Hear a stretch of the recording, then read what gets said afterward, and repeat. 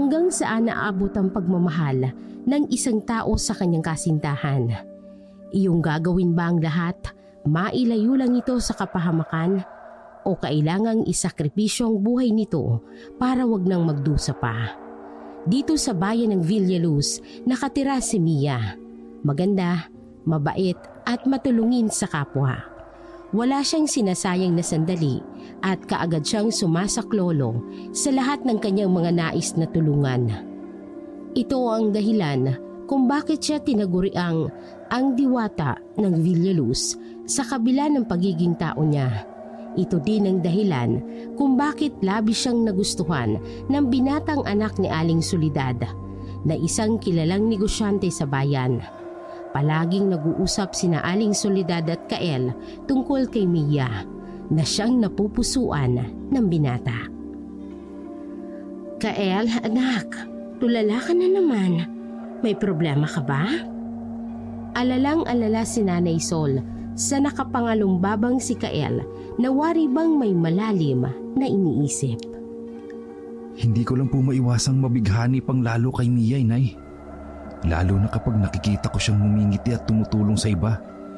Maliban sa maganda na siya, may busilak pa po siyang kalooban na nagpapatunaw sa aking puso. Napakabait po niya, Inay. Napapangiti naman si Nanay Sol sa kanya. Naku, ang sabihin mo, nahihiya ka lang na lumapit sa kanya. Palibhasa kasi, alam mong mahirap siyang suyuin. Kabaliktaran sa nakikita nating ugali niya kapag may gusto siyang tulungan. Torpe ka talaga, anak, no? Bakit hindi mo pa kasi aminin sa kanya kung ano yung totoo? Hindi yung puro bigay ka na lang ng bigay sa kanya. Abay, mas mainam na sabihin mo sa kanya kung ano yung nararamdaman mo. Para hindi ka lang puro pagpapantasya dyan. Tinanggal ni Kael ang kamay na nakaangkla sa kanyang baba at hinarap ang kanyang ina. Tama ka po dyan, Inay. Ha? Anong tama?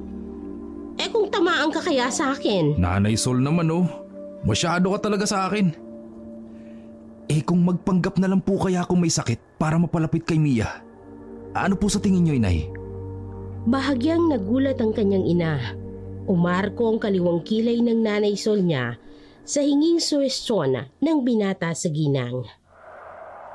Aba, nahihibang ka na ba, anak? Dadaanin mo pa sa pagpapanggap para lang mapalapit yung babaeng gusto mo? Ay, hindi yata tama yun. Baka kapag ginawa mo yan, mas lalo pang mapalayo si Mia kapag nalaman niya na nagpapanggap ka lang na may sakit para lang mapalapit sa kanya. Naku, tigilan mo yan, anak, ha? Nasermonan patuloy siya ng ina. Napakamot na lamang si Kael sa kanyang ulo. Ang mabuti pa, tulungan mo na ako rito sa ginagawa ko. Marami tayong suki na pupunta dito sa bahay. Kailangan nating maghapit para hindi tayo maubusan. May puntong utos sa kanya ng ginang. Aba, syempre, Inay.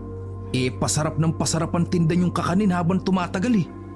Pinakamasarap na kakanin sa buong mundo. Di bale, Inay. Huwag po kayong mag-alala. Tutulungan po kita. Tumirik ang mga mata ng ginang na tumingin sa kanya. Ay naku, batang ito, oh. Binubola mo na naman ako. Sa tingin ko, may kailangan ka na naman sa akin, ano? Ano, meron ba? Sabihin mo na at alam ko na yung hihingin mo. Manghuhula na po pala kayo ngayon, Nay, no? Magsabi ka na. Sapin-sapin, Ayun, naka 2 points na po kayo, Nay. Yun nga po, Nanay Sol, for formality, hihingiin ko po sana yung isang bilao ng sapin-sapin, ha? May pagbibigyan lang po ako. Ay, teka. Huhulaan ko kung kanino. Aha! Alam ko na. Kay Mia, no? Tama? Tumpak! Tumpak, Nanay Sol! Grabe! Pwede na po pala kayong maihilera sa mga sikat na manghuhula, gaya ni Rudy Baldwin o ni Madam Auring.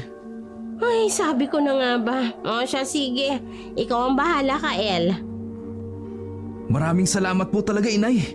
The best ka talaga. Oh, wag mo na akong bulahin.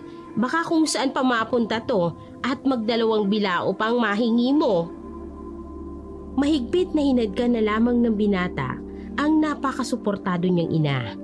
Gayong inuuto niya lamang ito para makaungot ng kakanin para kay Mia. Matagal na din si Kael na nagbabaka sakali na baka mapansin siya ng dalaga. Palagi niya itong nakikita sa bakuran ng bahay nito. Abala sa pag-aalaga ng mga pananim nito na nagagamit niya sa panggagamot sa mga simpleng sugat at lagnat. Oras-oras yata ay minomonitor ni Mia ang mga halaman na tumutubo sa lupa. Kapag sapat ang sinag ng araw, dinidiligan ito ng malinis na tubig. Alagang-alaga at ingat na ingat ang babae sa mga pananim na nakakatulong sa panggagamot nito sa mga may sakit. Nag-iisang anak lamang si Mia ng kanyang mga magulang na parehong lumad na magsasaka. May maliit silang lupang pagmamay-ari na pinagkukuhaan nila ng ikabubuhay. Nang mga sandaling yon, wala ang mga magulang ng dalaga sa bahay. Nasa bukid ito at nagsasaka. Naisip ni Kael na ito na ang tamang pagkakataon niya para makausap muli ang dalagang napupusuan. Lumapit siya sa bakuran nito at kinawayan ng dalaga habang nakatago ang bitbit na bilao ng klase ng kakanin sa kanyang likuran. Mia, kumusta? Nginitian naman ni Mia ang binata at magiliw na sinalubong siya ng pagbate. Kael, ikaw pala yan. Anong atin? Napadaan ka ulit. Namulang magkabilang pisngi ng binata nang ilabas niya ang bitbit na bilao ng sapin-sapin, saka nahihiyang iniabot yun sa dalaga. Mia, kakanin nga pala para sa'yo. Alanganin namang tangkang tanggapin yun ni Mia. Hindi kasi nito akalain na magbibigay ulit ang binata ng ganoong kakanin. Gayong kabibigay lang din niya kahapon ng isang bilao naman ng biko. Nag-abala ka pa, Kael. Mukhang nakakarami na yata ako sa'yo. Nakakahiya naman. Hindi ba't binigyan mo pa ako kahapon? Baka mapurga na ako ng kakanin mo, ha? Malugi pa kayo niya ng nanay mo sa kabibigay sa akin. Para bang tumiklop ang magkabilang tenga ni Kael sa hiya sa kaharap. Pero Mia, iba naman yung bigay ko sa'yo kahapon at iba naman yung ngayon. Saka huwag mo nang alalahanin yun. Masaya ako na nabibigyan kita. Wala na ngang nagawa ang dalaga kung hindi abutin ang ibinibigay ni Kael. Ano ba talagang sadya mo sa akin? Mukhang malakas ka naman at walang sakit. Mukhang wala ka namang ipapagamot. Nagtataka na ako sa'yo. Kung may pakay ka man sa akin, diretsuhin mo na ako. Hilaw na napangisi si Kael. Naiisip niya na kanina na magpanggap na meron siyang iniindang karamdaman. Kaso lang, natatakot siyang makarma at baka magkatotoong kanyang irarason kay Mia. Kilalang dalaga bilang isang mananambala sa kanilang bayan. Mula sa simpleng may sakit sa tiyan, ulo at iba pang karamdaman, nagagawa niyang gamutin. Walang hindi nakakakilala sa kanya sa kanilang lugar.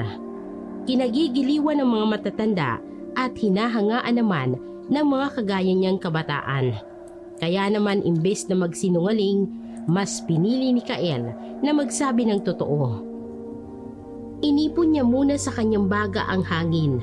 Tapos ay pinakawalan niyo ng dahan-dahan bago siya nagtangkang umamin sa hinahangaan. Mia, nandito ako para dalawin ka.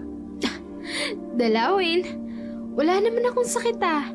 Kung magkakasakit man ako, kaya-kaya kong pagalingin ang sarili ko sa pamamagitan ng mga halamang gamot na nakatanim dyan sa bakuran ko. Hindi lang naman may sakit ang pwedeng dalawin, di ba? Kasama na rin naman dun yung mga dalaga. Nandyan ka na naman sa mga pasakali mo. Kuhang-kuha ko naman ang sadya mo. Kabisadong-kabisado ko na kayong mga lalaki, lalo na sa mga nagkaka-interes sa akin. Sinabi ko naman sa'yo na hindi ako nagpapaligaw, hindi ba? Abala akong manggamot ng mga kabaryo natin. Wala akong oras sa pag-ibig na yan. Hindi ko kayo Bahagyang napayuko si Kael dahil batid niyang hindi na yata siya magkakaroon ng pag-asa kay Mia.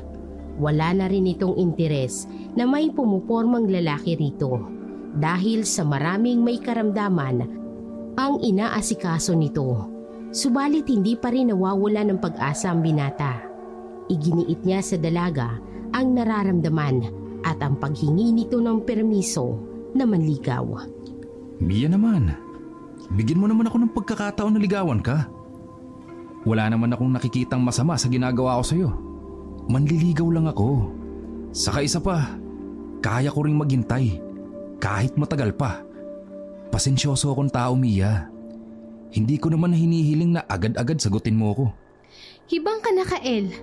Alam mong wala pa sa isipan ko ang makipagligawan. Hindi ko yan iniisip dahil marami ang may kailangan ng tulong ko. At sila muna ang prioridad ko sa ngayon. Pero tutulungan Sige kita. na! Salamat dito sa sapin-sapin mo. Marami pa akong dapat asikasuhin. Walang nagawa si Kael nang talikuran siya ni Mia. Talagang iniwan siya nito, ngunit hindi man lang nagtampo ang dalaga sa pagkain. Bago pa man makapasok ng tuluyan si Mia sa loob, muli itong pumihit ng palingon sa kanya nang may bagong dumating. Maski si Kael ay gulat nang makitang kapitbahay nilang si Aling Tonya. Nagahol na kamuntikan ng bumagsak sa lupa. Dinaluhan kaagad ni Kael at Mia ang matanda. Hala, Aling Tonya, ano pong nangyari sa inyo? Nag-aalalang tanong ng binata kay Aling Tonya. Ay, hindi ko nga alam kung bakit ako nagkakaganito. Ay, pero malakas ang pakiramdam ko. Nabati ako ng aswang. Bakit po? May nakasalubong po ba kayong aswang? Isa lang naman ang aswang na nakasalubong ko sa lugar na ito. Pero hindi ko lang alam kung bakit parang may pumipigil sa akin na isiwalat ang katotohanan yon. Kinukontrol ako ng aswang, iho. At kailangan ko ang tulong ni Mia para lumabas sa bibig ko ang katotohanan. Parang nakakatakot naman yata po yung sinasabi nyo, Aling Tonya. Heto na po pala si Mia. Tumabi naman si Kael nang buksan ni Mia ang tarangkahan. Malakas na napalangit-ngit ang gate. Nag-aalala ang mga mata nito habang nakatingin sa kanya. Naku, Aling Tonya. Ano bang nangyari sa'yo? Alika, pasok ka rito. Tumingin si Mia sa binata na waring may ibig ipahiwatig. Nakuha naman ni Kael ang ibig sabihin ng dalagang mananambal. Kael, paalalay naman oh. Abot langit ang pagngiti ni Kael. Oo naman, Mia. Kahit ano. Basta ikaw. Tumirik naman ang mata ng dalaga. Humihirit ka na naman. Itigil mo yan ah. At baka kung anong gawin ko sa'yo na pagsisihan mo. Sige ka. Napalunok ng laway si Kael sa himig ng pambabantang yon ng dalaga. Heto naman oh. Nagbibiro lang naman. Parehong nagtulungan ng dalawa. Inalalayan nga ni Kael si Aling Tonya para makapasok sa loob ng bahay ni Mia. Pinaupo nila ito sa kawayang papag at dinulutan ng kape. Pilit na pinapahinga ni Mia ng maayos ang matanda. Nang sa gayon, huminahon nito sa kung anumang bumabagabag dito. Si Kael naman ay napatitig kay Aling Tonya. Labis na nasindak sa kanyang nakita. Nakakaawang itsura ng matanda.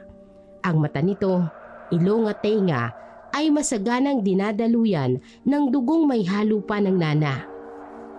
Ang balat naman nito ay nagbabalatan sa hindi malamang dahilan. Maliban pa roon, nagiging kulay pula na rin ito. Samantalang namamalat naman ang tinig nitong nagsasalita.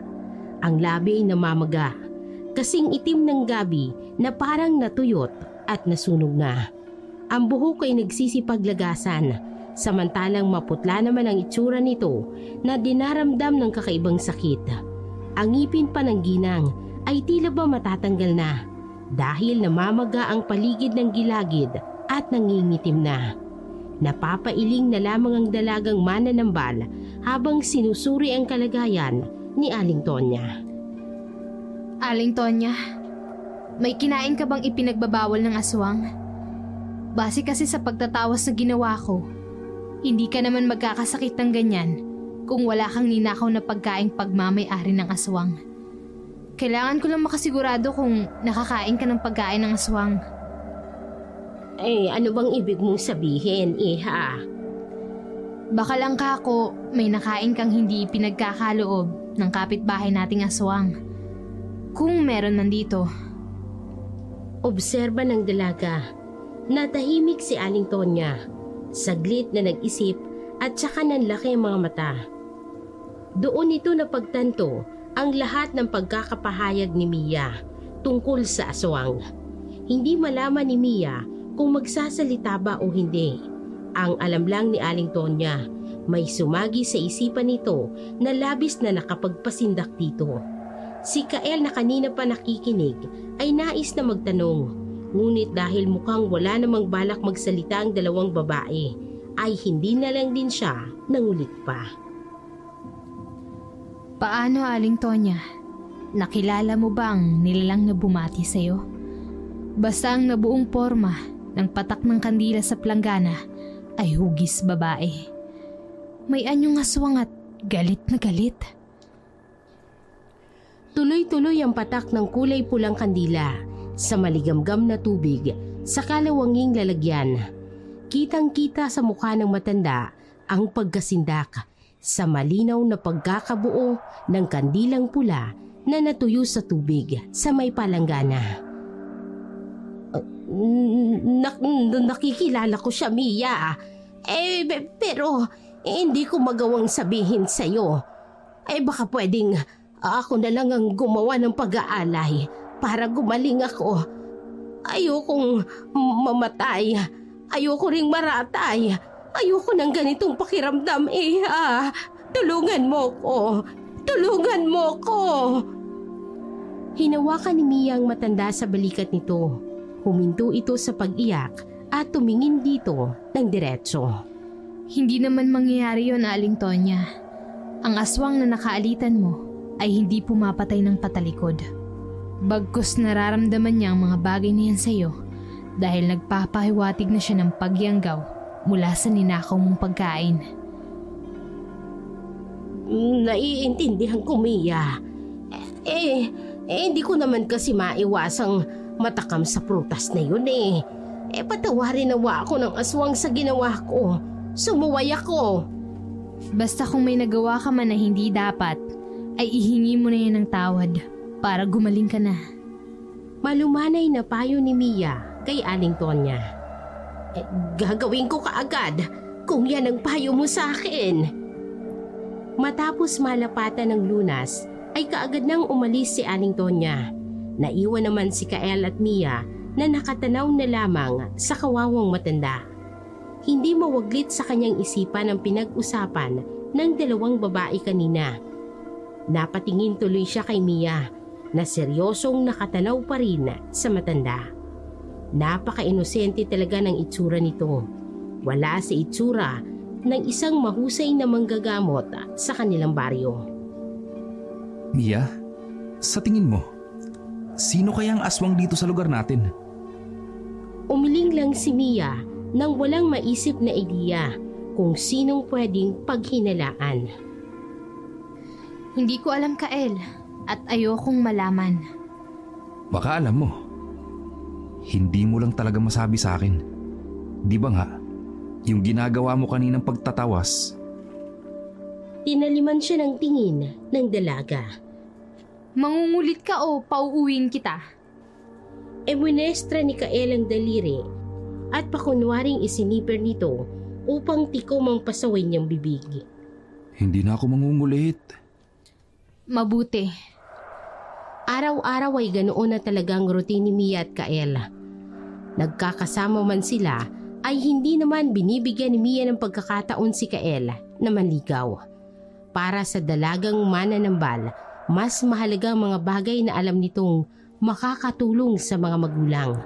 Lalo na ang panggagamot nito na epektibo naman sa nakararami. Nilingon ng dalaga si Kael at nginitian. Ang mabuti pa, umuwi ka na.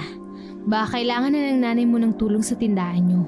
Mia, nagpaalam naman ako kay nanay. Kahit na, may gagawin ako at ayokong makakabala ka sa akin. Lingid sa kaalaman ng lahat, may inililihim si Mia tungkol sa kanyang kakayahan. Ang pagiging isang mananambal ay may masigit pang pagsubok na susuungin. Nariyan ang panaginip na paulit-ulit niyang nakikita sa kanyang diwa kapag siya'y nahihimbing. Palagi na lang niyang nakikita ang isang pamilyar na libritang tila ba nagpapahiwatig na kailangan niyang matagpuan. Isang araw nga ay kinailangan niyang hanapin ang libritang ito. Kaya naman umalis siya ng bahay nang hindi nalalaman ng kanyang mga magulang. Sa kasamaang palad, napansin siya ni Kael at palihim na sinundan. Naglakad sila ng naglakad hanggang sa makarating sila sa isang tahimik na batis. Hindi sila matutuntun kaagad kaya nag-aalalang napalabas na siya sa kanyang pinagtataguan. Dito na nanlaki ang mga mata ni Mia at gulat na napatingin sa kanya. Kael, anong ginagawa mo rito? Mia, sinundan kita. Bakit? Anong bakit? Mag-isa ka lang. Hindi ba dapat sundan kita? Hindi mo kasi ako naiintindihan eh. Nagulat si Kael nang itulak siya ni Mia at halos ipagtabuyan. Umaalingaw-ngaw ang malakas nitong boses habang pilit siyang pinapaalis. Umalis ka na! Hindi mo ako dapat sinundan! Isang malaking pagkakamali ang ginawa mong ito!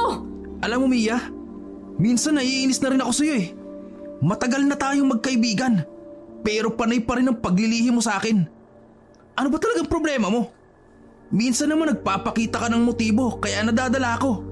Tapos gayon, itataboy mo ako. Gustuhin ko mong magpaliwanag. Hindi ko magawa, Kael.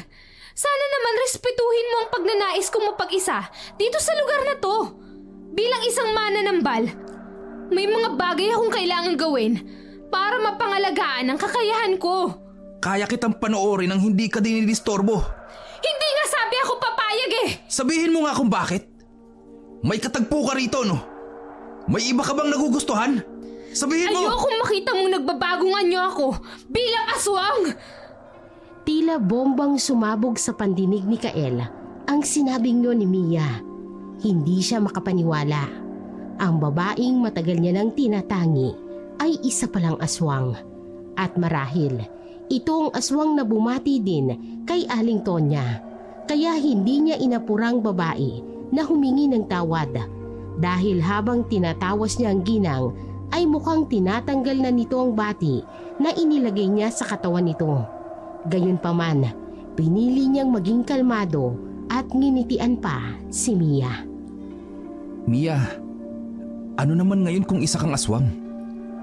Wala namang problema dun, di ba? Wala namang masama. Mahalaga ka sa akin. At nakahanda akong isakripisyo ang lahat ng meron ako. Mapagtakpan ko lang ang tunay na katauhan mo. Bakit mo ba ginagawa to, Kael? Dahil mahal kita. Ganun kasimple. Ano bang nagawa ko para mahalin mo ko? Ang pagiging ikaw, Mia. Sapat na sa akin yun. Hindi ko magagawang layuan ng babaeng minamahal ko. Napaiyak sa kanyang mga narinig si Mia. Hindi niya lubos akalain na may isang Kael sa buhay niya na mangangalaga sa lihim na kay tagal niya nang pinakaiingatan. Hindi pa man siya nakakapag-isip ay kaagad niya nang niyakap si Kael. Hindi ko akalaing mahal mo ako, Kael. Buong akala ko'y pinaglalaruan mo lang ako. Bakit ko naman gagawin yun? Ikaw ang pangarap na gusto kong abutin. Kaya sana, bigyan mo ko ng pagkakataon. Mia, mahal na mahal kita. Mukhang hindi ko na kailangan magpanggap na wala akong nararamdaman para sa'yo, Kael. Nauna ka nang magtapat. Ibang na ako kung hindi kita sasagutin sa lahat ng mga sinabi mo sa akin. Mahal na mahal din kita, Kael. Pinaligaya mo ako ng sobra, Mia. Hindi mo lang alam. Kaya sana, Huwag mo nang subukang itago sa akin ang lahat. Masasaktan ako kapag pilit mo kong iniiwasan. Mula noon, hindi na inilihim ni Mia ang tungkol sa kanyang pagkatao. Ipinaalam niya sa binata na ang kanyang mga magulang ay aswang. Ngunit ang mga ito ay hindi naman kumakain ng lamang loob ng tao. Kontento na sila sa hayop na siyang ikinasisihan naman niya. Ibig sabihin nun ay hindi nananakit ang pamilya ni Mia. Ngunit sa kabila nga ng nalaman niya tungkol sa nobya at sa pamilya nito, ay hindi niya inobliga si Mia na ipagtapat kina Nanay Sol ang tungkol sa kanyang pagkatao. Wala akong balak na ipalang muna kay nanay ang tungkol sa lihim ninyong pagkatao. Baka mabigla siya. Alam ko naman na hindi siya matatakot sa inyo. Pero mas mabuti na yung wala muna siyang alam. Tama ka, Kael. Ayoko din kasing magkailangan kami ni Aling Sol. Huwag kang mag-alala. Hindi mangyayari yon. Umaasa ako, Kael. Nagpatuloy ang kanilang relasyon at pagkikita. Ang batis kung saan naganap ang kanilang komprontasyon ay naging permanente nilang tagpuan. Malayo sa mga mapanghusgang mga mata ng tao. Isang araw, muli silang nagkasundo na magkita. Dinaanan niya ang kasintahan sa bahay nito. Aling Belen, andyan po ba si Mia? Dako pasensya na iho. Pero umalis na yung kanina pa. May ihahanda yatang sorpresa sa'yo.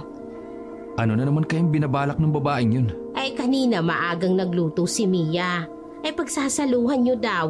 Nauna na nga siya sa tagpuan ninyo doon ka na lang daw niya hihintayin. Nakakahiya naman po. Lumalabas na ako pa ang huli sa pagkikita naming ito. Hayaan mo na si Mia. Ngayon lang nagkanobyo ang batang yun, kaya alam ko masyado siyang malambing. Mabait naman po talagang anak ninyo, Aling Belen. Napakarami na niyang nagawa para sa akin. Kami nga ang dapat na magpasalamat sa iyo kasi tinanggap mo kami sa kabila ng katauhang meron kami. Mahal ko po si Mia. Kahit ano pa siya, tatanggapin ko po. Saka, hindi naman po kayo ibang tao sa akin. Bata pa lang kilala ko na po kayo. Maraming salamat talaga, iho. Wala pong anuman, Aling Belen. Paano po? Mauna na po ako. Baka naiinip na po si Mia sa paghihintay. Dapat sana'y nakadama ng pananabik si Kael. Ang pagkikita naman kasi nila ni Mia ay ang pinakamaganda sa lahat ng pangyayari sa buhay niya. Ngunit iba yon sa mga nagdaang araw. Nakakaramdam siya ng matinding panganib. Kabado si Kael at hindi mapakali. Gayunpaman, pinili niyang magtungo sa kanilang tagpuan.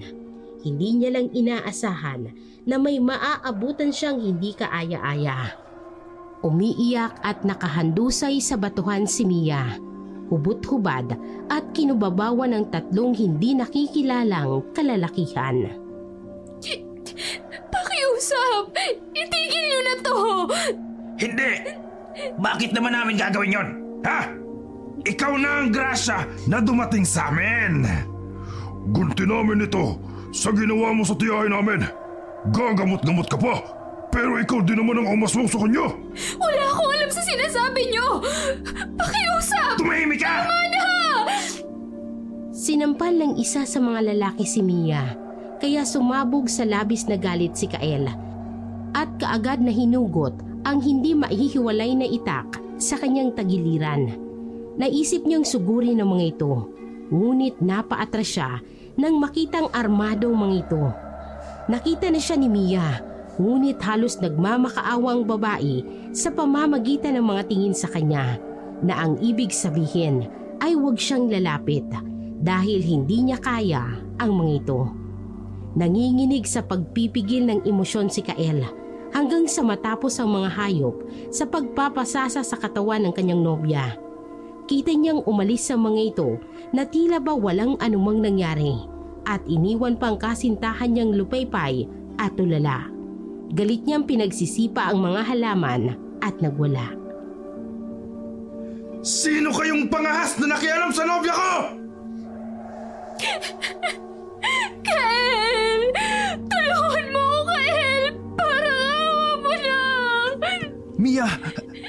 ginawa nila sa'yo? Pakiusap! Gusto ko nang mamatay! Huwag kang magsalita ng ganyan. Pakiusap. Umatungal ng iyak si Mia at halos gusto nang magpatihulog sa pangpang. Pinigilan naman siya ni Kael at mangyak-ngiyak na niyakap. Mia, huwag ka nang umiyak. Hindi ko kayang makitang masaktan ka ng ganyan. Ano pang silbi na mabuhay ako? Pinaboy ako ng mga lalaking yun! Inabangan nila ako sa may bungal! Pinagtulungan nila ako! Kasalanan ko ba kung naparusahan ang tiyahin nila dahil sa pagnanakaw nito? Kasalanan ko ba, Kael? Hindi namin binati si Aling Tonya! Nayanggaw siya! Paanong nayanggaw? Nayanggaw siya dahil nangialam siya sa mga bagay na iniingatan ni nanay sa bukid. Ninakaw niya ang mga pagkain. Wala siyang kamalay-malay na may halong ritual para hindi pagtangkaan ng kahit sino. Pero matigas ang ulo niya. Hindi magawang magsalita ni Kael ng kahit na ano dahil sa kanyang mga nalaman. Sadyang mahirap tanggapin ang mga bagay dahil sangkot dito ang kanyang kasintahan. Kung bakit ba naman kasi nangyari pa ang lahat ng ito? Kung bakit naging mapangahas pa ang mga taong wala namang ibang ginawa kung hindi ang saktan ang mga inosenteng tao? Mangyak-ngiyak na niyakap ni Kael si Mia. Tahan na, Mia.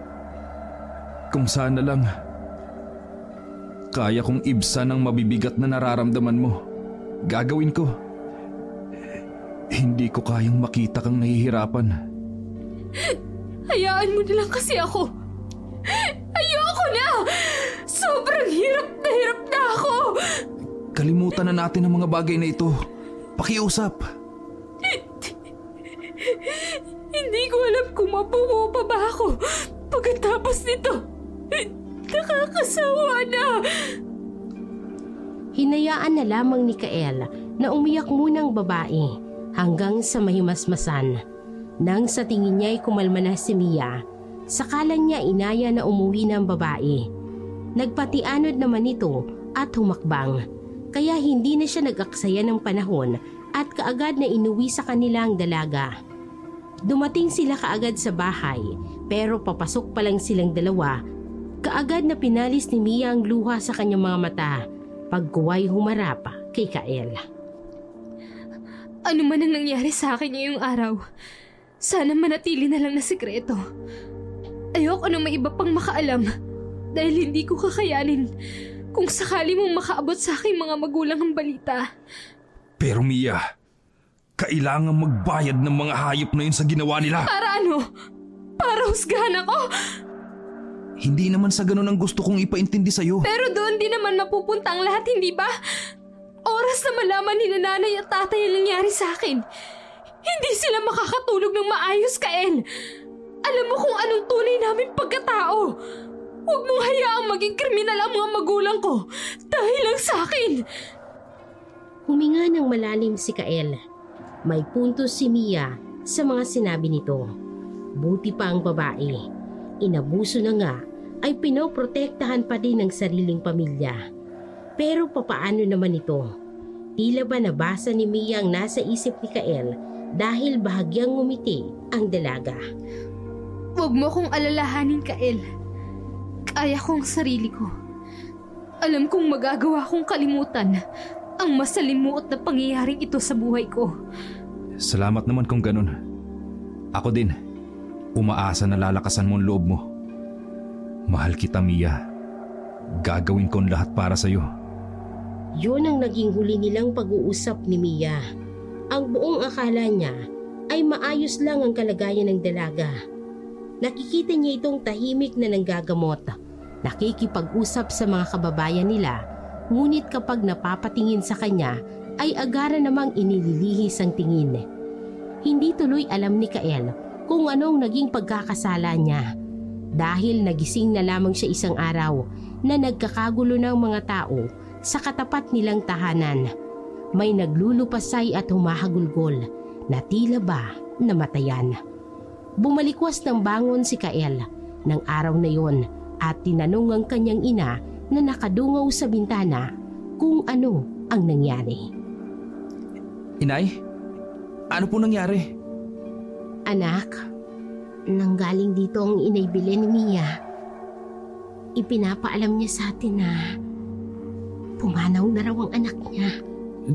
Nay, nagbibiro lang naman po kayo, di ba? Anak, hindi ko kayang magbiro sa mga bagay na ganito. Patawarin mo ko kung ako pa mismo ang magsasabi niyan sa'yo. Pero Nay, bakit po? Paano po nangyari? Nagbigti raw si Mia, anak. Walang nakakaalam kung bakit at kung ano ang dahilan niya. Hindi siya dapat nagbigti, Nay. Bakit niya nagawa yun? Bakit, anak? May alam ka ba sa kung anong nangyari sa kanya? May sinabi ba si Mia sa'yo? Hindi nakasagot si Kaela sa sinabi ng kanyang ina. Kapag nalaman nito ang totoo, siguradong sa kanya ibubunto ng sisi sa nangyari kay Mia. Siya ang tatanungin ng mga magulang nito. Hindi niya kayang dalhin sa konsensya ang pagkawala ng dalaga. Nay, pwede ka po bang puntahan si Mia? Sige na, anak. Mamaya susunod ako. May mga ihahanda lang ako para dalhin sa kanila. Huwag niyo pong kalilimutan ang paboritong kakanin ni Mia, Inay, ha? Oo naman, anak. Hindi ko kakalimutan ng mga yon. Salamat naman po kung ganun. Mauna na po ako sa kanila. Sige, anak. Halos ayaw humakbang ng mga paa ni Kael. Bigat na bigat siya sa kanyang nararamdaman. Pakiwari ng binata ay hindi niya kayang masilayan ang nakahimlay na dalaga dahil alam niyang dahilan ng pagkamatay nito. Malamang dinibdib ni Mia ang nangyari sa kanya nang salubungin siya ni Aling Belen sa tarangkahan pa lamang ng bahay nito. Hindi kaagad siya pumasok. Umiyak muna siya ng umiyak hanggang sa wala na siyang mailuha. Hindi ko mapapatawad ang sarili ko. Kasalanan ko kung bakit namatay si Mia. Kasalanan ko! Huwag mo nang sisihin ang sarili mo. Wala kang kasalanan doon, iho. Pero Nay Belen, hindi niya sinasabi sa akin ang problema niya. Hindi niya inilalabas. Bakit ba palagi niyang iniisip na kaya niya ang mga bagay kahit minsan sobrang sakit na talaga? Wala na tayong magagawa. Nangyari na ang hindi sana dapat na mangyari. Sa ngayon, ang kailangan nating gawin, ipagdasal ang kaluluwa ng aking anak. Napaiyak si Kael at niyakap ang ginang. Mula nang pumanaw si Mia, ipinangako niya sa kanyang sarili na hindi niya pababayaan ang mga magulang nito. Kahit pa sabihin ng iba na si Nanay Belen ay aswang. Matapos ang huling pag-uusap na iyon, ay inasikaso niya ang lahat ng kailangan ni Mia. Subalit hindi nakisali si Kael sa pagluluksa ng buong mag-anak. Sa halip, nagtungo siya sa kagubatan. Alam niyang hindi tama ang kanyang gagawin. Ngunit labis siyang nasaktan sa nangyari kay Mia. Kailangan niyang mag-isip. Kahibangan ngang matatawag. Gusto niyang mabuhay ulit ang babae. Sa pusod ng kagubatan, may nakatirang isang matandang mangkukulam na hindi nakikihalubilo sa mga tao. Mas pinili niyang manirahan doon upang makalayo sa mapangusgang mga tao. Kaya naman nang makita niya si Kael na palakad-lakad sa kanyang bakuran, sininghalan niya ito. Sinong lapastangan ang nagtatangkang pumasok sa aking baluarte? Ipagpatawad niyo po, Ginang. Pero gusto ko lang pong malaman kung kayo po ang mangkukulam. Hindi! At lumayas ka na rito. Ayokong tumanggap ng bisita. Parang awa mo na, Ali. Kailangan kong tulong mo. Lumayas ka na. Wala akong maitutulong sa'yo. Utang na loob. Kailangan kong tulong mo. Huwag mo yun naman po akong itaboy. Ayaw mong ipakain kita sa mga kampong ko. Lumayas ka na! Parang awa mo na, matandang mangkukulam. Gagawin ko ang lahat ng hihingin mong kapalit. Tulungan mo lang po ako. Pakiusap. Dahil sa pagiging desperado, lumuhod si Kael, nagmamakaawa. Gagawin niya ang lahat. Tulungan lang siya ng mangkukulam sa kaibangan niya. Hindi niya kayang mawala si Mia. Nang marinig ng mangkukulam ang kanyang sinabi, natigilan ito. Nanlaki ang mga mata at nananabik at naglalaway. Totoo ba yan? Gagawin mo ang anumang hilingin ko. Kahit na ano. Kahit na ano po. Buhayin niyo lang ang nobya ko. Buhayin mo lang si Mia. Mangyayari ang gusto mo. Pero kailangan mo munang ikuha ako ng sariwang puso ng tao. Saka ko sasabihin sa iyo ang maaari mong gawin para mabuhay ang kasintahan mo. Makakaasa po kayo. Tutupad ako sa usapan. Kung gayon, bumalik ka na lamang dito kapag may dala ka ng sariwang puso. Tumalikod na nga si Kael at nagpa siyang umuwi. Tahimik ang binata at malalim ang iniisip. Ngayon ay kailangan niyang humanap ng sariwang puso ng tao. Ngunit saan? Alam niyang makakakuha lang siya noon kung papatay siya ng tao. Ngunit kung suswertehin naman talaga siya, nadaanan niya sa may tindahan sa baryo ang dalawang lumapastangan kay Mia. Nagtatawanan pa ang mga ito habang masayang nagtatagay. Galit na galit si Kael. Paano nagawa ng dalawang ito ang magdiwang, gayong sinira nilang buhay ng babaeng pinakamamahal niya. Tumaas baba ang dibdib ni Kael sa labis na paghinga. Wala pa man siyang ginagawa, ay galit na siya. Tumalikod siya at umuwi sa kanilang bahay. "O anak, saan ka nang galing?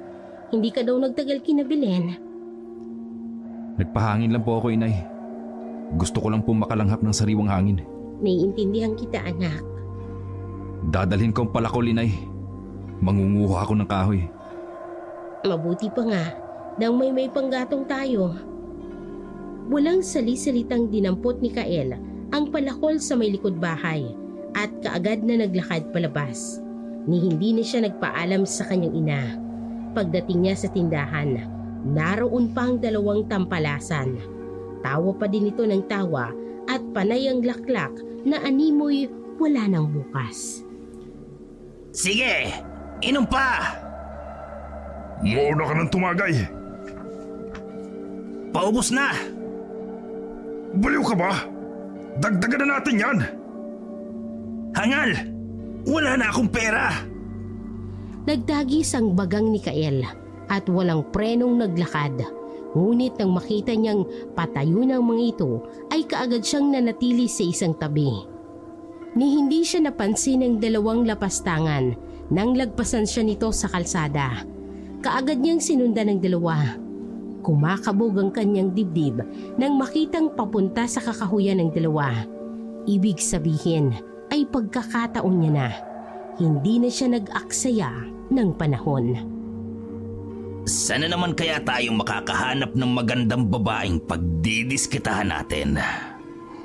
Oo nga. Yung sexy sana. Sayang yung Mia, no? Nagpakamatay ang bruha. Mas lalong nag-igting ang panga ni Kael nang marinig na pinag-uusapan ng kanyang kasintahan. Kaya naman, hindi na siya nag-atubli pang tawagin ang atensyon ng dalawa. Kaso lang, masasayang din ang buhay niyo ngayon. Anong? Wag! Hindi nakapiyok ang dalawa nang makitang mabangis pa sa hayop na nag-amok si Kael. Pinagpapapalakol niya ang dalawa na walang nagawa at hindi nasangga ang mga hataw niya. Tinamaan ang isa sa ulo, samantalang natapyas naman ni Kael ang liig ng isa. Hingal na hingal siya nang makatapos. Binaliwala niyang tumalsik na dugo sa kanyang katawan. Lumingon-lingon siya sa paligid nang matiyak na walang tao. Hinila niya ang dalawang lalaki sa kadawagan at doon tinanggalan ng puso. Kaagad niyang ihinatid yun sa mangkukulam na nakaabang na sa kanya sa may tarangkahan.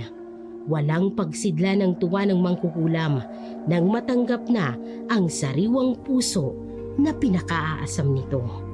Sa wakas, may sariwang puso na ng tao. Nagawa ko na po ang gusto mo. Ano ngayon ang gagawin natin? Paano mabubuhay si Mia? Sigurado ka na ba? Matibay na ba ang loob mo? Oras na magawa mong lahat ng sinasabi ko, wala nang atrasan. Hindi ako papatay ng tao kung hindi buo ang loob ko. Gusto kong mabuhay si Mia. Kapalitan lahat ng kailangan kong isakripisyo para sa kanya. Matinis na humalakhak ang mangkukulam. Tumaliko dito at nagtungo sa kanyang tahanan. May kinuhang garapon at ibinigay sa kanya. Wala ka nang kailangang isakripisyo, binata. Malaking bagay na para sa akin ang pumatay ka para sa iyong kasintahan. Ang pusong alay mo sa akin ang magbibigay ng malakas na kapangyarihan sa akin. Kaya alam kong pagkatapos ng lahat ng ito, magagawa ko ng lahat ng imposible. Pati na ang pag-usal ng mga orasyon laban sa aking mga kaaway. Eto, tanggapin mo ang langis na ito. Kung ganun, ano pong kailangan kong gawin? At anong gagawin ko sa langis na ito? Yan ang langis na may ibinabad na pulang korales. Pulang korales? Oo, yan ang magsisilbing proteksyon mo kapag pumasok ka na sa kuwebang lungga ng mga sawa. Kinabahan si Kael, ngunit desididong gawin ang lahat nang nais ipaabot sa kanya ng mangkukulam. Ano pong gagawin ko sa kuweba? Yan ay tinatawag lang na panagang iho. Kailangan mong pumasok sa kuweba ng mga sawa. Ngunit hindi mo kailangang magpakita sa kanila. Sa bawat makamandag na nilalang na may magsing irog na gagawa ng nakatakdang pagtatalik upang makabuo ng panibagong lahi. Sila ang kailangan mong bantayan. Ano pong meron sa kanila? Sa bawat pagtatalik ng dalawang ahas, isa sa kanila ay labis na manghihina at yun ang babaeng ahas. Aalis ang lalaking ahas at siyang maghahanap ng lunas para rito. Yun na ang pagkakataon mo para sundan ang lalaking ahas.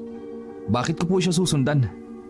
Hindi po ba't delikado yun? Delikado kung magpapakita ka. Ngunit kailangan mong sundan ang lalaking ahas hanggang sa makarating siya sa lugar kung saan siya nakakatagpo ng lunas para sa kanyang irog.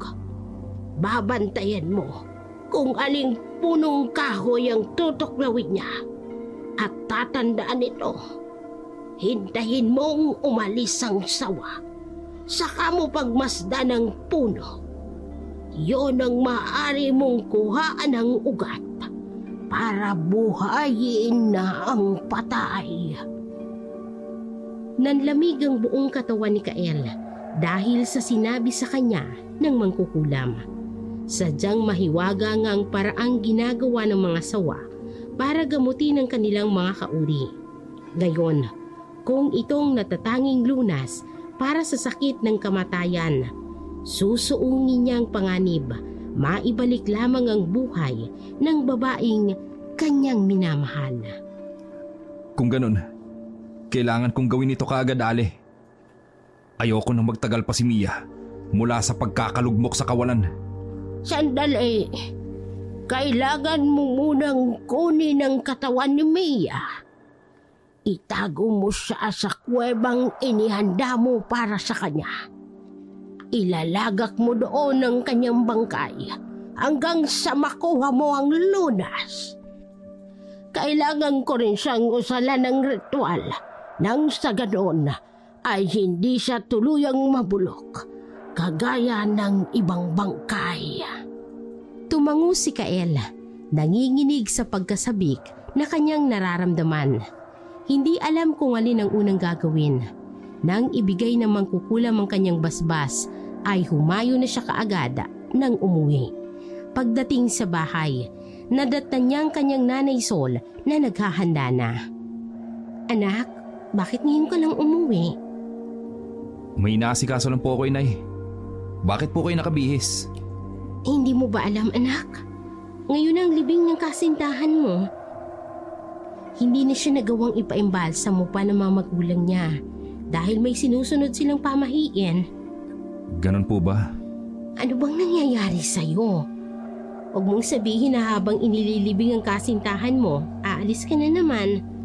Aba anak, ang daming naghahanap sa'yo. Nay, intindihin niyo na lang po ako. Hindi ko po kayang makipagluksa sa inyo dahil nasasaktan ako kapag nakikita ko siyang nakahiga sa kabaong na yan. Walang nagawa si Aling Sol nang mapagtanto niyang mahigpit na ang desisyon ng kanyang anak. Tama naman ito. Kahit sinong napamahal sa isang tao ay mas labis na masasaktan dahil sa kanyang paglisan.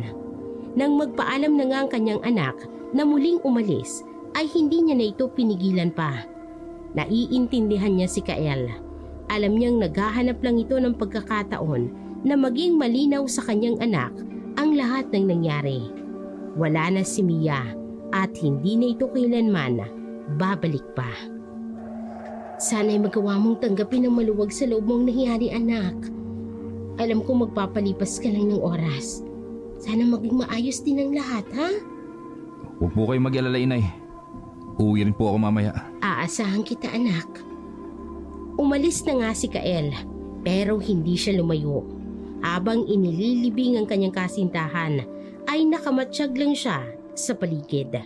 Naghihintay siya ng tamang pagkakataon para maisagawa ang tunay niyang ninanais. Yun ay ang makuha ang bangkay nito.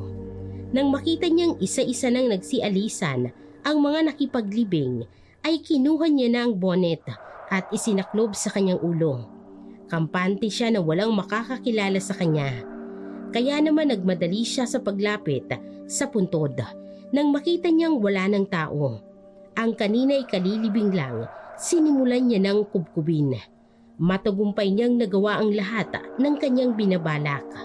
Makalipas ang ilang oras, pasan niya na ang malamig na bangkay ni Mia habang naglalakad siya papunta sa kakahuyan. Humantong siya sa kuwebang inihanda niya bilang himlayan ng pasumandali ni Mia. Naroon ang matandang mangkukulam. Mabuti naman at nagawa mo nang dalhin ang bangkay ng kasintahan mo.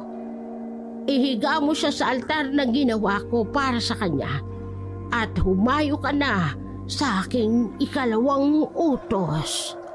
Masusunod po, Aling Mangkukulam. Gagawin ko po ang lahat para magtagumpay tayo sa ating pinapangarap na mangyari. Huwag kang mag-alala. Gagawin ko ang lahat ng aking makakaya. Matulungan ka lang. Tatanawin ko po ito bilang isang malaking utang na loob. Kagaya ng napagkasunduan, ay humayo na nga si Kael para magtungo sa lungga ng mga ahas. May kalayuan ito sa kanilang pinagtataguan kay Mia, kaya kailangan niyang bilisan ang kanyang paglalakbay. Nang sa kalaunan ay nakarating na kaagad siya. Kaagad siyang naghanap ng magandang mapagkukublian. May mga nadaanan pa siya at sinubukan siyang tuklawin, ngunit hindi niya alam kung bakit hindi siya tinutuluyang tuklawin. Kung siniswerte nga naman, dahil sa muli niyang paglingon ay may nakita siyang dalawang magsing irog na ahas. Nasa aktong magtatalik ng dalawang nilalang kaya seryoso niya itong inaantabayanan. Kita niyang pagpagulong-gulong ng dalawa at nagtagal pa ito ng ilang minuto hanggang sa mapansin niyang nanghihina na ang babaeng sawa at kaagad na lumisan ng lalaking sawa. Kaagad niya itong sinundan, tahimik ngunit naninigurado.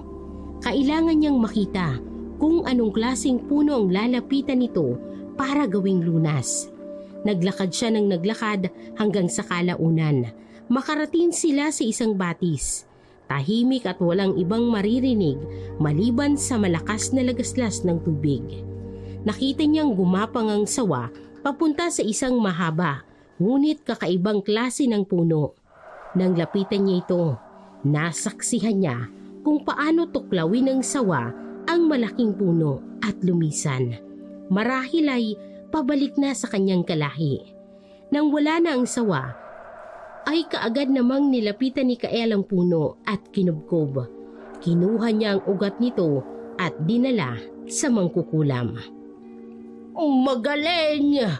Mabuti ang ginawa mo, iho. Nagtagumpay ka! Hindi ko magagawang bagay nito kung wala ka, Aling Mangkukulam. Ginagawa ko lamang ito para ibalik ang aking pasasalamat sa ginawa mong pagbigay sa akin ng sariwang puso ng tao. Ano po ang gagawin natin ngayon? Nasa atin ang lunas. Sisimulan na natin ang ritual ng muling pagkabuhay. Inutusan siya ng mangkukulam na ilaga ang ugat at palamigin sa isang lalagyan. Pagkatapos ay umusal ng ritual ang mangkukulam. Napuno ng sindak ang mga mata ni Kael nang makita niyang tila ba nakiayo ng panahon sa ritual na inuusal ng mangkukulam. Dumilim ang langit at umulan ng malakas, kumulog at kumidlat. Halos walang marinig kundi natatanging sigaw ng mangkukulam na tila ba may sinasamba. Kaya naman nang imuestra ng matandang mangkukulam na ilabas ang nilagang ugat ng kahoy, ay kaagad na tumalima ang binata. Naghintay sila ng ilang sandali. Pagkuway narinig ang pagsambit ng mangkukulam. Iwanan na muna natin siya. Mamaya lang ay magugulat ka sa magiging resulta. Aling Mangkukulam, talaga po bang mabubuhay si Mia? Bakit? Wala ka bang tiwala sa akin? Hindi naman po sa ganun. Para hindi ka nagdadalawang isip sa aking kakayahan. Halika, sumunod ka sa akin. Nagtungo sila sa kakahuyan kung saan nakatira si Aling Mangkukulam. Dito, inilabas ng Mangkukulam ang isa sa 2 puso na hindi pa nilalantakan. Ano pong gagawin natin sa tahanan mo, Aling Mangkukulam? Ipapaliwanag ko sa iyo ang tunay na pakay ko sa mga pusong pinakuha ko sa iyo. Ang isa ay kinain ko na, hindi ba? Yun ay kadahilan ng ang puso na kinain ko ay pagmamay-ari ng lalaking may asawa. Samantalang ito, itinaas ng Mangkukulam ang kanyang hawak na natitirang puso na hindi niya kinain noong unang ibinigay ito. Ito ay pagmamay-ari ng isang lalaking batang-bata. Batang-batang lalaki? Ano pong meron sa kanya? Oo, batang-batang lalaki. Sila ay may taglay na kakaibang kapangyarihan na siyang magpapalakas sa isang mangkukulam na kagaya ko. Tignan mo! Hindi na nailang pang mangkukulam nang nilantakan niya sa harapan ng binata ang natitirang puso na di umano'y pagmamay-ari ng isang batang-batang lalaki. Habang inunguya nitong puso, ay dahan-dahang nakikita ni Kael ang pagbabago sa anyo na kanina'y matandang mangkukulam. Namangha siya ng masaksihan ang biglaang pagbabago ng anyo nito. hanggang sa maging isang napakabata at napakagandang babae. Aling Mangkukulam? Ano nangyari sa'yo? Paano ka naging bata? Yan ang nagagawa ng pusong nagmula sa mga batang-batang lalaki. Nakakamangha. Totoo ngang nakakamangha. Kaya maniwala ka. Mamayang konti, sigurado na magtatagumpay na ang ating minimithi. Paniwalang paniwala nga si Kaela sa sinabi sa kanya ng Mangkukulam. Alam niyang may patutunguhan ang kanyang pagsuong sa mga pagsubok dahil nakikita niya ang paunti-unting kakayahan ng Mangkukulam. Maya-maya pa ay inuntag na siya nito.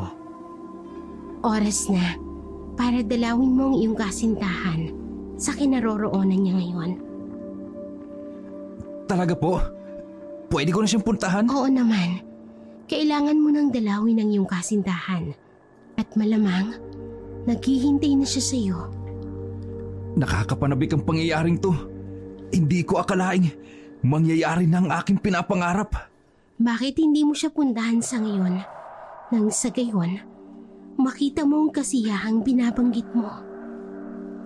Kasing bilis ng kidlat nang lisanin ni Kael ang bahay ng Mangkukulam.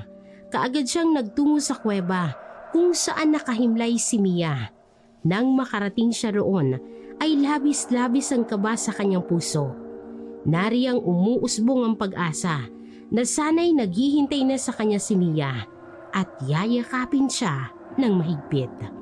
Ngunit kahungkaga ng kanyang nadarama nang dumating siya sa kuweba. Tahimik at nananatili si Mia sa kanyang hinihigaan ni hindi man lang gumagalaw o bumangon. Nanginig na ang kanyang panga at nanghina ang kanyang tukod. Hindi nagising si Mia. Hindi ito nabuhay. Nasasaktang tinalikuran niya ang nakahimlay na dalaga at lumuha. Walang nangyari. Ano bang kulang sa ginawa ko? Wala na ba talagang pag-aasa para sa ating dalawa? Kael? Anong nangyayari? Bakit ka umiiyak? Naging marahas ang paglingon ni Kael. Gulat na gulat siya sa kanyang nakita. Hindi niya akalaing magigisna ng kasintahan na buhay at humihinga. Hindi siya naniwala kaagad, kaya naisip niyang lapitan ito at titigan. Mia? Ako nga. Ano bang nangyayari sa'yo? Bakit ka nga umiiyak? Hindi nakapagsalita kaagad si Kael. Naninigurado na nilapitan niya ang dalaga at sinubukang haplusin ang mukha nito. Mia? Ikaw nga ba? Seryoso? Kael, nahihibang ka na ba? Ano bang nangyayari? Sabihin mo nga sa akin kung kailangan na ba kitang sampalin? Mia, mahal na mahal kita. Pumalahaw ng iyak si Kael at mahigpit na niyakap ang kanyang kasintahan. Nagtataka man ay walang nagawa si Mia kung hindi ang gantihan na lamang ng yakap ang kanyang kasintahan. Wala siyang natatandaan sa mga nangyari. Tanging si Kael lamang ang hindi mawala sa isipan niya. Bakit ka ba umiiyak, Kael? Masaya lang ako, Mia. Masaya akong bumalik ka na sa akin. Bakit? Nawala ba ako sa'yo? Imbes na ipaliwanag sa kanyang kasintahan ang mga nangyari, hindi na lang din niya isinalaysay sa dalaga. Ayaw na niyang maalala pa nito ang mapait na nakaraan, gayong magiging miserable lang ulit ang babae. Hindi niya kayang makitang nasasaktan nito, kaya dapat lang na wag na nilang alalahanin ang naging dahilan ng kanilang kasawian noon. Bagamat kailangan niyang itanong sa Mangkukulam kung bakit tila walang maalala si Mia tungkol sa mga magulang nito. Para lubos na ang kanyang maging kasiyahan, dinala niya si Mia sa tahanan ng Mangkukulam. Nagulat siya nang makilala ni Mia ang babae. Nanay Lucinda? Maria? Anak? Nanay? Maraming salamat at pinuhay mo ko. Nanay Lucinda, Maria, narinig ko yun na aling mangkukulam. Ano ba talagang totoo? Huwag mo nang pansinin pa ang sinabi ni Mia. Ganyan talaga ang taong matagal ding nahimlay. Alalahanin mo na, hindi lahat ng nangyayari sa kanyang buhay ay naaalala niya. Lalo na't kung ano ang pinaka-hindi niya makakalimutan, ay siyang tatatak lamang sa kanyang isipan hanggang sa muli siyang mabuhay. Naiintindihan ko po. Akala ko lang kasi may kakaibang nangyayari sa kanya. Hindi mangyayari yon. Alam naman natin na may kakaiba talaga sa puno ng buhay na siyang dahilan kung bakit siya bumangon muli mula sa kamatayan. Hindi na binigyan ng pansin ni Kael ang iba pang naging reaksyon ni Mia at ang paliwanag ng mangkukulam. Basta masaya siya dahil sa naging pagkabuhay ng kanyang kasintahan at sinigurado niyang wala na siyang mahihiling pa. Muli niyang isinama si Mia sa kuweba at doon sila nanatili. Umuuwi man si Kael sa kanilang tahanan, ay hindi niya kailanman ipinagsabi sa kanyang ina ang tunay na naging kaganapan sa kanyang buhay. Napapansin ko, palagi ka nang wala dito sa bahay simula nang namatay si Mia. Gusto ko lang pong makalimot, inay. Kaya ginagawa ko lang pong abala ang sarili ko. Sigurado ka ba dyan? Yan ba talagang ginagawa mo? Nanay naman, eto na naman po ba tayo? Anak, nanay mo ko. Kilala kita. Alam ko kung kailan ka may dinadamdam. Alam ko rin kung kailan ka nahihirapan. Huwag po kayong mag-alala, inay. Wala naman po akong balak na sundan si Mia sa kabilang buhay. Kahit paano'y nagawa niyang pakalmahin ng kanyang ina dahil sa samot-saring alalahanin nito. Ayaw niyang ipaalam kay Nanay Sol na buhay na si Mia sa tulong ng mangkukulam. Gusto niyang manatiling lihim ang lahat ng mga nalalaman niya. Mabuti na lang, hindi naman umaalis si Mia kapag umuuwi siya sa kanilang tahanan. Kinailangan niyang itago si Mia, parang walang makakita sa dalaga. Ngunit kakaiba talaga ang araw na yon. Dumating siyang hindi mapakali si Mia. Tila ba tulala at hindi mapalagay. Mahal, ano nangyari sa'yo? Nagugutom ako, Kael. Dinalhan kita ng prutas at gulay kanina, hindi ba? Pero ayoko niyan. Mas gusto kong kumain ng malansa. Natigilan si Kael. Hindi niya alam kung bakit tila gusto ng babae na kumain ng malansa. Tinangka niya itong pigilan, ngunit napagtanto niyang mahirap. Nagsimula ang babae sa panghuhuli ng ibon hanggang sa gusto niya ng manakmal ng aso at iba pang malalaking nilalang. Utang na loob, Kael. Gusto kong kumain ng sariwang atay. Pero Mia, saan naman tayo hahanap ng sariwang atay? Alam mong wala tayong panindang ganon dito.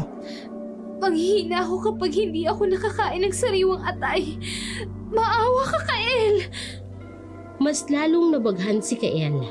Hindi niya alam kung papaano pakikiusapan ng maayos ang kanyang nobya. Habang tumatagal na pinagbabawalan niya ito, ay mas lalo siyang nagwawala. Kaya naman ang makahanap si Kael ng pagkakataon, naaawa man, ay pinilit niyang pinatay ang isang baboy ramong nagkataong napunta sa kakahuyan kung saan sila nananahan. Ngunit kahit isang sariwang atay pa ulit mula sa baboy ang kanyang nalantakan, baliwala pa rin. Hindi na nakatiis si Kael at kaagad niyang inilapit ang suliraning ito sa mangkukulam. Habang tumatagal mas lalo siyang nagiging bayolente aling mangkukulam. Hindi niya ako pinakikinggan. Mas mahalaga sa kanyang makakain ng atay. Yan ang sinasabi ko sa iyo na hindi magandang epekto kapag pumukay tayo ng patay. Paano'y iba talaga ang kanyang hahanap-hanapin? Lalo na siya'y kilalang nagmula sa lahi ng aswang. Paano niyo po nalaman ang tungkol doon? Walang maililihim sa akin ng isang tao, binata. Ang mangkukulam at aswang ay may pagkakatulad pa din. Hindi mo alam na ang kagaya namin ay may mga pambihirang kakayahan. Kagaya ng pagkain ng lamang loob. hindi maipapaliwanag na lakas. At higit sa lahat, may sapat kaming kapangyarihan para magbago ng anyo. Napaatras si Kael nang makitang pumula ang mga mata ng mangkukulam. Tila ba ipinapakilala sa kanya ang kakaibang katangian. Napalunok siya at wala sa wisyong muling bumalik sa kuweba. Nang dumating siya doon, nagulat siya nang makitang nakayuko sa batuhan si Mia. May ginagawa at base sa naririnig niyang pagnguya nito ay tila may nilalantakan. Mia, anong ginagawa mo? Kael, patawad. Hindi ko napigilan ang aking sarili.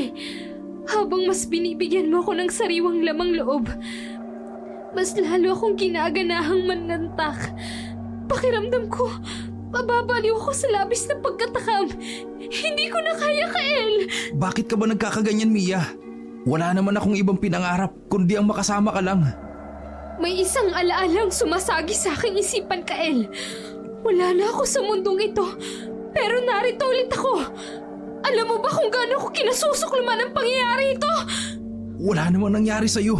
Huwag mo nang ipagkaila, Kael. Kahit ilang beses pa akong makarinig ng usal mula kay Nanay Lucindang mangkukulam, alam kong kahit kailan, hindi ko siya matatanggap na tawagang ina. Dahil hindi naman akong pumanaw niyang anak na si Maria. Hindi kita maintindihan. Alam ko na gusto niyong itago ang nakaraan. Ngunit utang na loob. Huwag mo na akong tangkaing pigilan pa. Nilisan ko ng mundong to. Ngunit pilit pa ninyo akong hinahablot sa kabilang buhay para ibalik sa impyernong ito. Mia naman, huwag mo naman gawin sa akin to. Huli na! Dahil nakapagdesisyon na ako! Hindi nakapiyok si Kael nang makita niyang biglang nagbago ang ilang parte ng katawan ni Mia. Tinubuan ng balahibo, mahabang pangil at malasinulid na dila. Nanlisik ang kanyang mga mata at naging mabalasik ang kanyang muka. Nagulat ang binata nang makita niyang dadaluhong ito sa kanya. Papatayin kita! Mia, wag! Wala nang lugar sa puso ko ang mga pakiusap mo! Mia, maawa ka! Tinanggang kalmutin ng mahabang kuko ni Mia si Kael, ngunit tila ba may pumipigil sa kanya.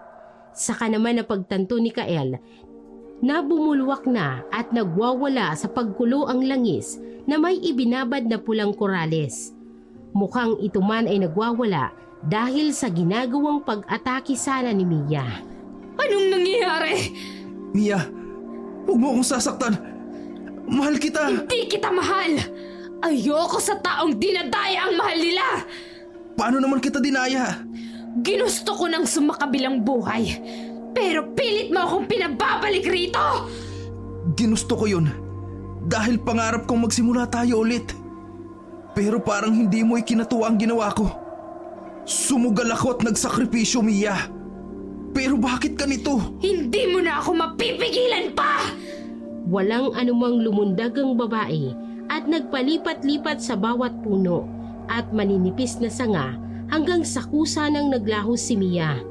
Dito nataranta si Kael na siya namang pagdating ng mangkukulam.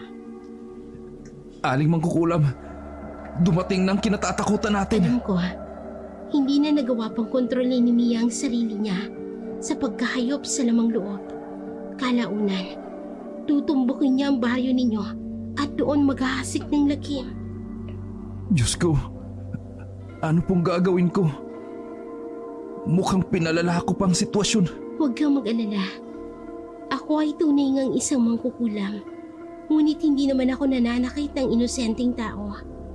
Maliban na lang sa 2 lalaking sumira ng buhay ni Mia. Ano po bang ibig niyong sabihin? Tutulungan kita sa suliraning mong yan. Kaya lang, kailangan mong tatagan ang loob mo. Mahirap ngunit kailangan mo itong gawin. Ano pong gagawin ko? Kailangan mo siyang kalabanin.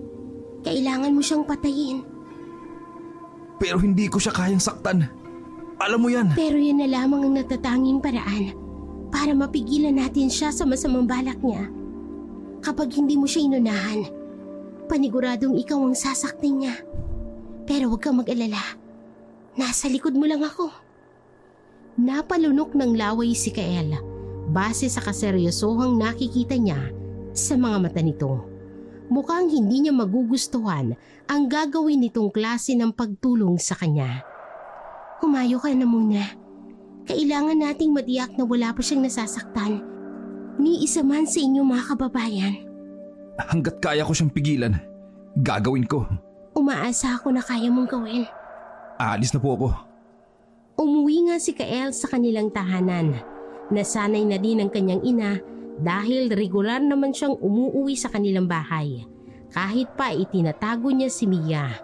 Wala itong kaalam-alam sa lahat ng ganap niya sa kakahuyan. Kaya naman na magkita sila ng araw na yon ay naging mainit ang pagbati niya sa kanyang nanay Sol. Oh, anak, ang aga mong nakauwi ah. Kumusta ang araw mo? Ayos lang naman po, Inay. Ano nga bang ginagawa mo sa kakahuyan? Bakit palagi kang nagpupunta doon? Nay, hindi po ba sinabi ko naman sa inyo? Nag-iipon po ako ng panggatong doon. Mabili po yun sa bayan. Sayang naman po yung kikitain natin. Ay, sa bagay nga naman. O siya nga pala anak, alam mo bang may kumubkob sa libingan ni Mia? Ano po?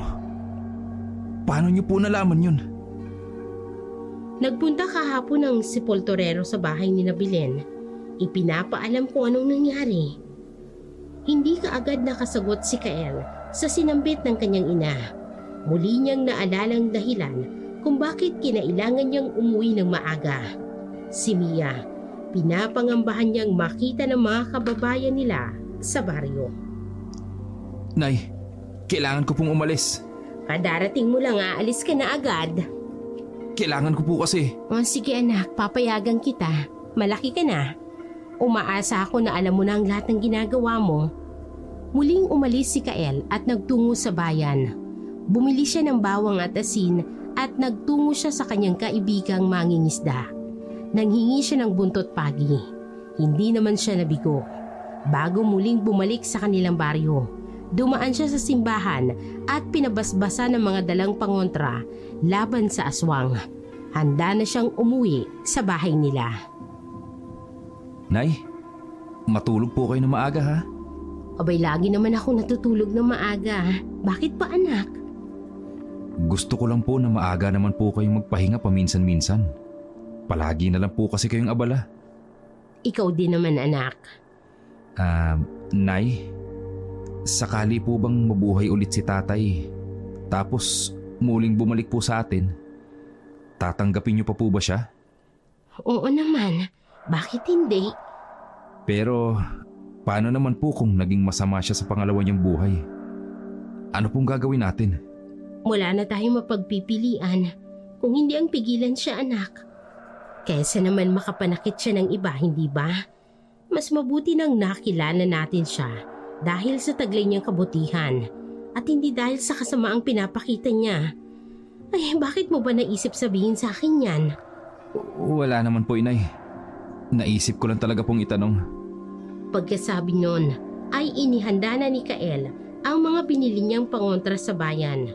Gumawa siya ng sibat at kung ano pang bagay na pwede niyang gawing pain para mapasuko si Mia. Nagtungo siya sa pastulan kung saan niya balak gawin ang binubuo niyang plano. May dala siyang sariwang atay ng baboy na binili niya sa bayan. Ito ang kanyang gagamitin para mapalapit si Mia sa lugar kung saan siya naghihintay. Dumating naman ang kanyang kaibigang mangkukulam. Tandaan mo, binata, kailangan mong makipagsagupaan sa babaeng mahal mo. Kapag na-corner mo na siya, isaksak mo ito sa puso niya. Isang punyal? Hindi yan normal na punyal lang. Kaya niyang patayin ng isang aswang. Makakaya ko nga ba? Kakayanin mo. Huwag mong hahayaang magtagumpay siya sa'yo. Nabulag na siya ng tuluyan sa mga bagay na labis niyang kinahuhumalingan. Kaya malamang, hindi ka niya kilala. Masakit mang isipin, ngunit yun ang totoo. Gagawin ko ang makakaya ko. Kagaya nga ng inaasahan ni Kael, dumating si Mia na animoy hayok na nilapitan ng kanyang inihandang atay. Halos maduling ang aswang sa kasisinghot sa malansang amoy nito. Nilapitan siya kaagad ni Kael. Mia, itigil mo na to! Kontrolin mo ang sarili mo! Huli na ang lahat! Hindi ko na mababago ang nakatakda! Ikaw ang may hawak ng kapalaran mo, Mia. Hindi ang pagkatao mo. Pakiusap. Huwag mo naman akong saktan ng ganito. Minumulat lang kita sa katotohanan na ang mga tao'y nabubuhay ulit marahil dahil kailangan nilang magpatayan! Hindi na nakagalaw pa si Kael nang dumaluhong sa kanyang aswang. Natatakot si Kael pero hindi siya makasigaw gawa ng pagkataranta niya. Ang ginawa na lamang ng binata ay tinitigan ng mga mata ni Mia na para bang nahihipnotismo siya hanggang sa basta na lang ito mawala na parang bula. Makailang beses niyang kinusot ang kanyang mga mata. Pumipikit, dumidilat ito pero wala na talaga siyang nakita. Siguradong hindi siya namamalik mata lang. Basta na lang naglaho si Mia. Galit na suminghal ang mangkukulam at nag-usal naman ng ritual. Hindi siya kailangang makatakas. Masisira ang lahat ng plinano natin kapag hinayaan natin siyang mawala. Mukhang tinakasan niya ako, Aling Mangkukulam. Huwag kang mag-alala. Ako ang bahala. Nakasisiguro ako na babalik siya. Sana nga. Gayon na lamang ang pagkataranta nila nang basta na lang sumugod si Mia nang hindi nila napaghahandaan. Nakataas ang dalawang magkabilang kamay nito na may mahabang kuko. Ang kanyang mga matay nanlilisik at halos ayaw nang ikurap dahil sa labis na paninindak. Nang atakihin niya si Kael, inihanda ng binata ang kanyang mga pangontra. Ang sakit isiping sinugal ko ang buhay ko sa kapahamakan para lang mabuhay ka. Pero hindi ko inaasahang magiging halimaw ka. Hindi ko hiniling na buhayin mo ako! Tonto! Hindi ka naman ganito, Mia. Wala na ba talagang nagagawang matino ang mga taong bumangon mula sa hukay? Ano pa bang inaasahan mo? Mabubuhay akong anghel? Pagkatapos ng malaimpyernong karanasan ko sa mga tao, nahihibang ka na ba? Mabilis ang naging paggalaw ni Kael. Wala siyang dapat na sinasayang na oras. Bawat minuto ay mahalaga. Kailangan niya ng sugpuin ng halimaw na siya lang din ang dahilan kung bakit nabubuhay. Napapasigaw na ito sa bawat paghampas niya ng buntot pagi. Tila ito latigo na bumabakat sa kanyang likuran. Kapag gumaganti naman ang kalmot si Mia, ay katakatakang hindi siya nasusugatan o nasasaktan man lang. Literal na may pumoprotekta sa kanya, kasabay ng pagkulo ng langis na ibinigay sa kanya ng mangkukulam. Anong klaseng tao ka? At hindi ka tinatabla ng mga kalmot ko! Tama lang ito sa mapanirang nilalang na kagaya mo, Mia. Bakit? Hindi ba't isa ka ding masamang tao? Sinira mo ang pananahimik ko sa kabilang buhay!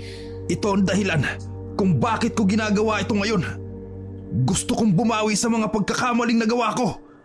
Marahas na inihampas ulit ng binata ang hawak niyang buntot pagi. Walang kapagurang ginawa ito ni Kael hanggang sa mapansin niya na hindi na gumagalaw si Mia. Siya namang pagsingit ng mangkukulam sa kanilang paglalaban. Ngayong nagawa mo ng papagpahingahin ang mabangis na mga atake ni Mia, kailangan mong magtungo sa puno ng pinagmumula ng kanyang buhay. Ito ang dahilan kung bakit siya nabubuhay. Kaya ito rin ang magiging dahilan kung bakit siya mamamatay. Kailangan mo siyang tagain dahil ito ang nag-uugnay kay Mia. Ako na ang bahalang magsagawa ng orasyon para hindi siya makagalaw. Masakit man sa akin, igagawin ko ito, Aling Mangkukulam. Magpunta ka sa aking kamalig. May langis doon na kailangan mong ibuhos sa buong puno. Pagkatapos mo itong mataga, kailangang sunugin mo ang puno para hindi na mabuhay pa. May hatid na panganib ito sa sino mang mangunguha ng kahoy o sanga o dahon sa punong yon. Makakaasa kang gagawin ko ang lahat. Kailangan ko nang umalis. Nagmamadali na ngang nilisa ni Kael ang pastuhan. Nagmamadali siyang tumungo sa kamalig ng mangkukulam at kinuha ang langis na kailangan niyang gamitin.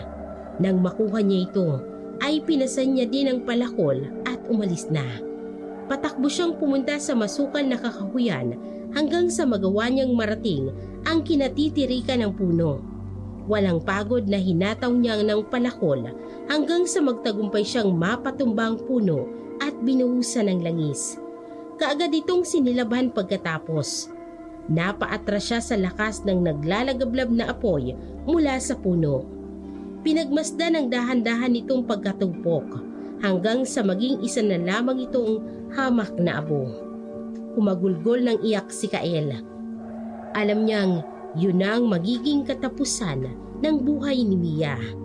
Mas mamarapati niyang mamatay ito na may magandang alaalang iniwan kaysa makasama niya ito na puro kasamaan naman ang ginagawa. Nang wala nang matira maski konti sa puno, ay lupay-pay siyang naglakad pa uwi, pabalik sa pastuhan. Naabutan niya doon ang mangkukulam. Taimtim na pinagmamasdan ang nagkalat na abong pilit na itinataboy ng hangin. Dahil sa iyong ginawa, naging abong iyong pinakamamahal na si Mia. Ayos lang po yun. Mas mabuti na rin ito kesa hayaan siyang mabuhay at may saktan. Ayokong umabot sa punto na kamuhian ako ng mga magulang niya o maski ng sarili kong ina dahil sa ginawa ko sa kanilang anak. Makakalimutan mo rin siya. Kagaya mo, may nakuha din akong aral sa paglikha ng mga orasyon ko. Hindi dapat ginagamit ang aking kakayahan sa walang katuturang mga bagay. Ang pagbuhay sa patay ay napatunayan nating mainam dahil epektibo ang kapangyarihan na taglay ko. Ngunit gawain ito ng mga itim na mangkukulam na gumagamit ng masamang mahika. Ano pong ibig niyong sabihin? Ako ay isa lamang babaylan na gumagamit ng puting mahika. Ngunit nang mamatay ang anak kong si Maria, hindi ko natanggap ang paglisan niya. Kaya nang bagitin mo sa akin ang tungkol kay Mia, nabuhayan ako ng loob para sandali kong makasama si Maria. Ang kaluluwa niya ang unang tinawag ko na pumasok sa katawan ni Mia bago ang mismong sarili niya. Ibig pong sabihin, matindi ang masamang epekto niyon sa katawan ni Mia dahil nauunahan siyang pumasok ng isang estrangherong kaluluwa sa kanyang katawan? Oo. Sana mapatawad mo ko.